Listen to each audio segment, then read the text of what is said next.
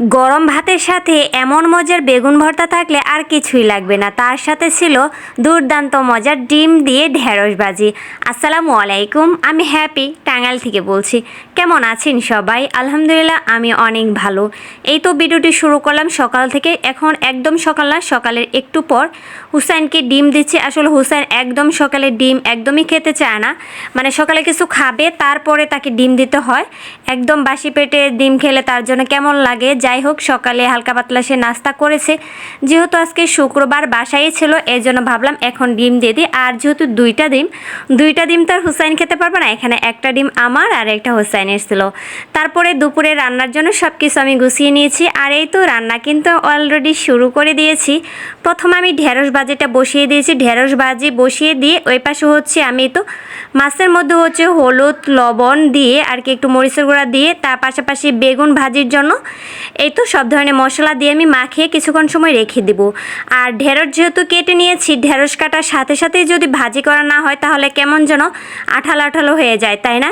ঢেঁড়স ভাজিটা কিন্তু আমার প্রায় শেষ। এখন ঢেঁড়স ভাজিগুলো সাইড করে মাঝখানে একটু তেল দিয়ে সেখানে আমি একটি ডিম ভেঙে দেবো। বিশ্বাস করেন, এইভাবে ঢেঁড়স ভাজি করলে অনেক অনেক মজা হয়। আমরা তো সব সময় একভাবেই ঢেঁড়স ভাজি করে খাই, তাই না?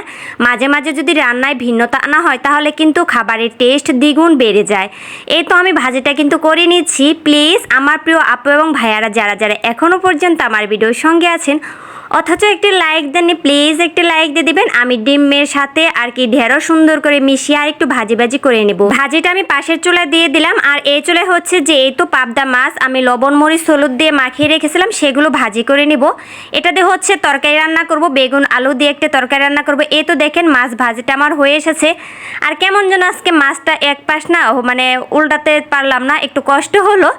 যাই হোক, এই তো মাছ ভাজি উঠিয়ে নেওয়ার পরে সেই কড়াইয়ে আমি আরেকটু তেল দিয়ে যে বেগুন আমি মাখিয়ে রেখেছিলাম সেই বেগুন আমি ভাজি করে নেব। এই বেগুনের ভিতরেও কিন্তু লবণ মরিচ আর একটু হলুদের গুঁড়ো দিয়ে আর কি মাখিয়ে রেখেছিলাম। এই তো আমি বেগুন ভাজি বসিয়ে দিয়েছি। আর পাশের চুলায় তো আমার ঢেঁড়স ভাজিটাও হয়ে এসেছে। এখন হচ্ছে আমি তরকারি বসিয়ে দিলাম। আর ভিডিওর কোন অংশে কেমন হয়েছে অবশ্যই একটি কমেন্ট করে জানিয়ে দিবেন। আপনাদের মূল্যবান একটি কমেন্ট আমাকে পরবর্তী ভিডিও বানাতে অনেক অনেক উৎসাহিত করে। আর এই তো দেখেন ওই পাশে তরকারিতে মশলা দিতে গিয়ে এই পাশে বেগুনগুলো আমার পুড়ে গেছে আর কি। 3 পিস বেগুন একটু ভালোই পুড়ে গেছে।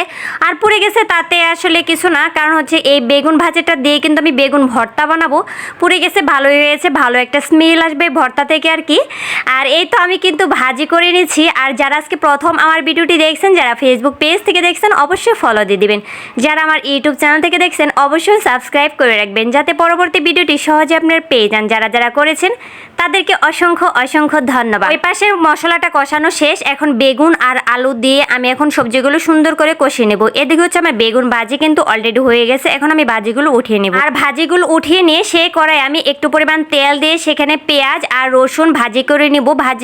এই তো দেখেন আমি কিন্তু কিছু পরিমাণ তেল দিয়ে পেঁয়াজ আর রসুনটা আমি কুচি করে দেইনি, রসুনটা আমি আস্তই দিয়েছি আর কি, দিয়ে এই তো ভাজি করে নিচ্ছি। আর এইভাবে বেগুন ভর্তা করলে না অনেক অনেক মজা লাগে। যারা যারা খেয়েছেন তারা তো জানেন, আর যারা যারা এখন পর্যন্ত খাননি অবশ্যই ট্রাই করতে পারেন। এই তো দেখেন আমার হচ্ছে পেঁয়াজ আর রসুন ভাজি করা শেষ।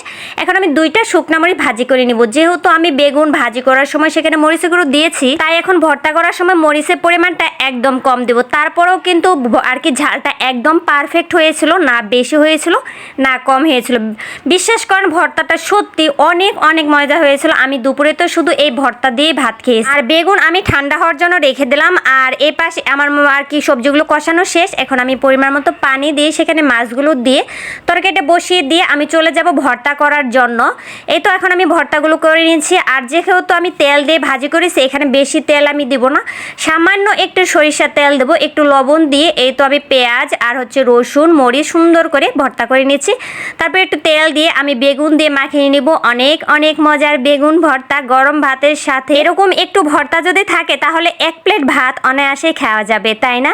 এই তো আমার ভর্তা রেডি। আর যারা যারা এখনো পর্যন্ত আমার ভিডিওর সঙ্গে আছেন তাদেরকে অসংখ্য অসংখ্য ধন্যবাদ।